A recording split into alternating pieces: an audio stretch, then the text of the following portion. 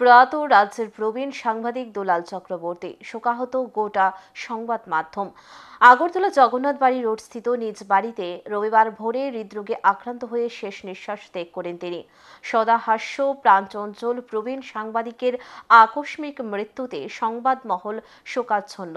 মৃত্যুকালে ওনার বয়স হয়েছিল ৭৩ বছর। উনি দীর্ঘদিন যাবৎ ধরে স্যান্দন পত্রিকা, প্রতিবাদী কলম পত্রিকা, ত্রিপুরা খবর পত্রিকা ও দর্পণ পত্রিকার সাথে কাজ করেছেন। ওনার মৃত্যুর সংবাদ পেয়ে আগরতলা প্রেস ক্লাবের সভাপতি সহ প্রাক্তন সচিব ওনার বাড়িতে গিয়ে শ্রদ্ধা জানিয়েছেন। আগরতলা প্রেস ক্লাবের সামনে ওনার মরদেহ পুষ্পস্তবক দিয়ে শেষ শ্রদ্ধা জানিয়েছেন প্রেস ক্লাবের সভাপতি জয়ন্ত ভট্টাচার্য, সাধারণ সম্পাদক রমাকান্ত দে, প্রাক্তন সচিব প্রণব সরকার সহ অন্যান্য সাংবাদিকরা। এই দিন শ্রদ্ধা জানিয়ে সংবাদ মাধ্যমের মুখোমুখি হয়ে প্রেস ক্লাব সভাপতি জয়ন্ত চক্রবর্তী বলেন, অত্যন্ত দুঃখের এই মৃত্যু। কারণ দুলাল দা ছিলেন একজন একনিষ্ঠ সাংবাদিক। একসময় উনি সরকারি কাজ করতেন, তারপর ভলান্টারি রিটায়ারমেন্ট নিয়ে উনি সর্বক্ষণের জন্যে সাংবাদিকতা করতেন।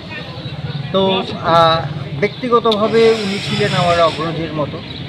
এছাড়া ওনার বাড়িটা প্রেস ক্লাবের ঠিক উল্টো দিকে হওয়াতেই বেশিরভাগ সময় উনি আমাদের প্রেস ক্লাবেই থাকতেন এবং উনি ছিলেন একনিষ্ঠ পড়ুয়া। এখানে এসে কাগজ ইত্যাদি পড়তেন, আবার অনেক বই টই পড়তেন উনি। তো সবসময় আমি ওনাকে পজিটিভ কাজের মধ্যেই পেয়েছি এবং সাংবাদিকদের যত কিছু ভালো কাজ করেছে সমস্ত কাজকে উনি উৎসাহ দিয়েছেন।